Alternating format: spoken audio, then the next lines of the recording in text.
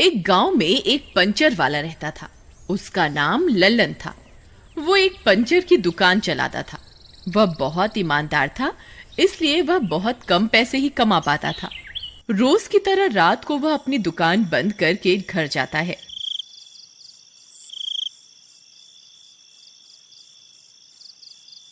अरे भगवान कहाँ हो? लो आज की कमाई ले लो और अलमारी में रख दो। तभी उसकी पत्नी वहां आती है और उससे पैसे ले लेती है। अजी, ये क्या? ये तो सिर्फ 200 रुपए ही है। इससे क्या होगा? ये तो बहुत कम है। मुझे लगता है कि आपके बस की अब कुछ नहीं है। पड़ोस के हीरा को देखो, दूध में पानी मिला मिला कर रोज की 1000 रुपए कमाता है, और एक आप हैं जो ईमानदारी की मूरत बने हुए हैं। अजी, आपको कुछ ना कुछ तो करना होगा। मैं इतने कम पैसों में घर नहीं चला सकती। देखो भगवान, मैं अपने काम में बेईमानी नहीं कर सकता। मैं जितने पैसे कमा के लाऊंगा, तुम्हें उतने में ही गुजारा करना होगा। अजी, अगर ऐसा है तो आप अपने पैसे अपने पास ही रख लो। मैं तो चली अपने मायके। अच्छा, तुम गुस्सा मत हो, मैं कोई ना कोई तरकीब निकालता हूँ। फिर अगले दिन सुबह होने पर अगर आज भी मेरी कमाई नहीं हुई तो सुषमा जरूर मुझे छोड़कर अपने मायके चले जाएगी। मुझे कुछ ना कुछ तो करना ही होगा। तभी उसके पास एक स्कूटर वाला हवा भरवाने आता है। अरे भाई, मेरे स्कूटर की हवा थोड़ी कम हो गई है, जरा इसमें हवा तो भर दो। हाँ जरूर भाई, मैं अभी तुम्हारे स्कूटर में हवा भर देता हूँ, जब तक तुम वहाँ आराम से बैठ जाओ। फिर जैसे ही ग्राहक थोड़ी दूर जाकर आराम करने लगता है, लल्लन एक कील से उसके टायर में छेद कर देता है। अरे भाई, तुम्हारा टायर तो पंचर है, इसमें हवा नहीं जा रही है, पंचर लगाना पड़ेगा। भाई, जब सुबह घर से निकला था तो थोड़ी सी ही हवा कम थी। तुम्हारी दुकान देखी तो सोचा हवा भरवा लूं, लेकिन अब अचानक से ये पंचर कैसे हो गया?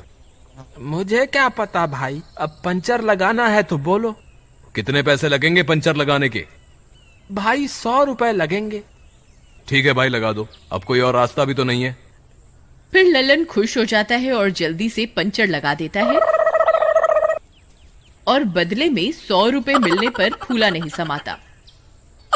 अरे वाह वाह, हवा भरने के तो सिर्फ 5 रुपए मिलते थे। आज तो मजा ही आ गया। फिर थोड़ी देर के बाद एक गाड़ी वहां आकर रुकती है।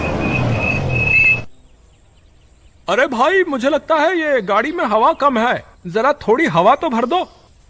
जी मालिक, जरूर, अभी भरता हूँ। अरे वाह वाह, इसके टायर में भी छेद कर देता हूँ, फिर 5 रुपए की जगह 100 रुपए कमाने का मौका मिलेगा। इतना सोचकर वह जोर से टायर में कील मारता है। तभी जोर की आवाज आती है और टायर फट जाता है और लल्लन दूर जाकर गिरता है। अरे मर गया रे, अरे मेरी तो कमर ही टूट गई। अरे मर गया रे। क्यों रे, मेरी गाड़ी का टायर कैसे फट गया है? तू क्या कर रहा था मेरी गाड़ी के टायर के साथ?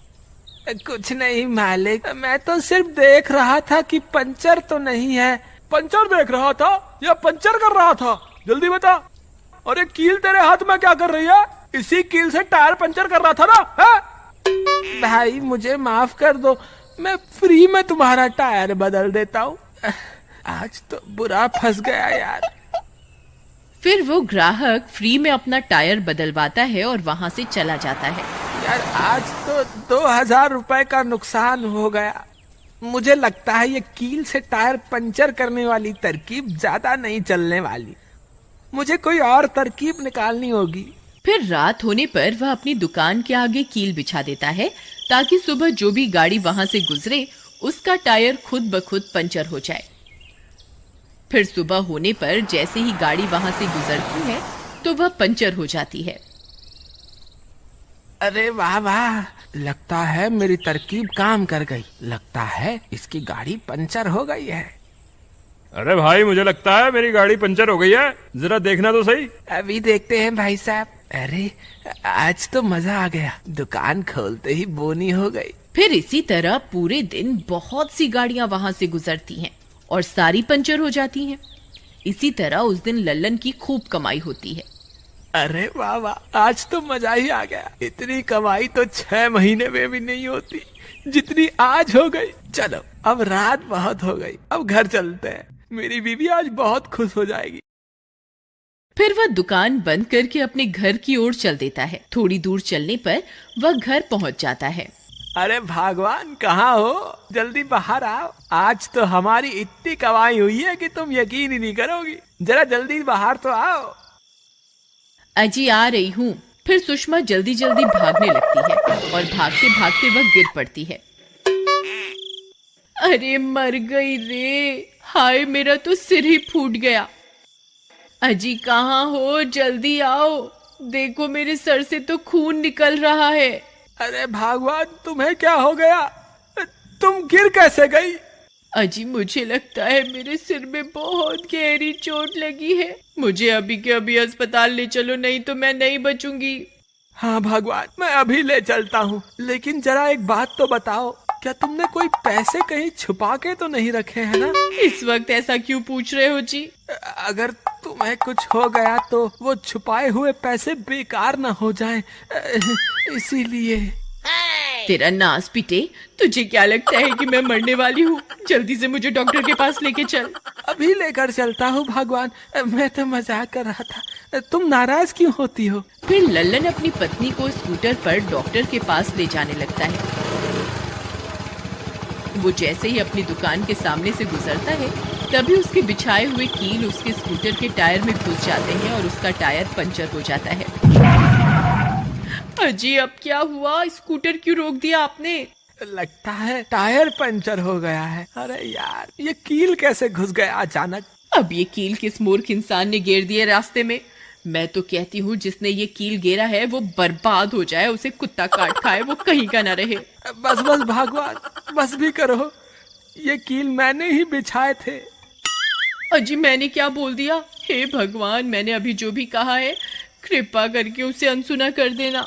अजी लेकिन आपने कील क्यों बिछाए हुए हैं रास्ते पे? मूर्ख औरत, इतनी जल्दी भूल गई। तूने ही तो कहा था ज्यादा मुनाफा कमा के लाओ, उसी वजह से मैंने ये सारे कील बिछाए हुए हैं। अजी वो देखो, वो सामने किसी की रेडी खड़ी हुई है। आप मुझे उसी पर डॉक्टर के पास ले चलिए। फिर लल्लन सुषमा को उस रेडी पर बिठाता है और किसी तरह से थोड़ी देर बाद डॉक्टर की दुकान पर पहुंचता है। डॉक्टर सुषमा की जांच करता है।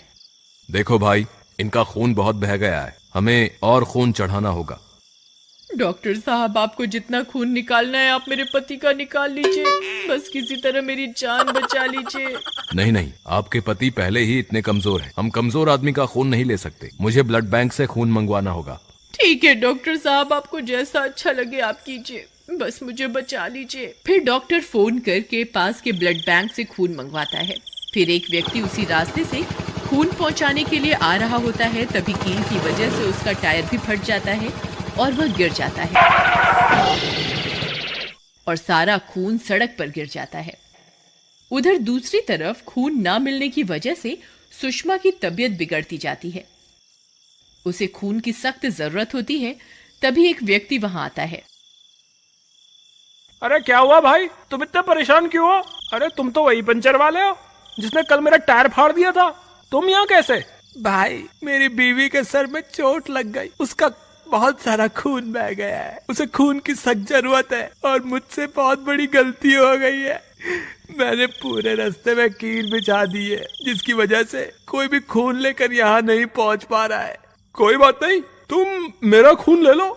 आपका बहुत बहुत धन्यवाद भाई साहब, मैं आपका एहसान जिंदगी भर नहीं भूलूंगा। मुझे धन्यवाद देने की कोई जरूरत नहीं है, बस तुम वापस जाकर रास्ते से सारे कील हटा दो और आगे से ऐसी गलती मत करना। फिर वह व्यक्ति सुषमा को अपना खून देता है और थोड़ी देर के बाद सुषमा ठीक हो जाती है।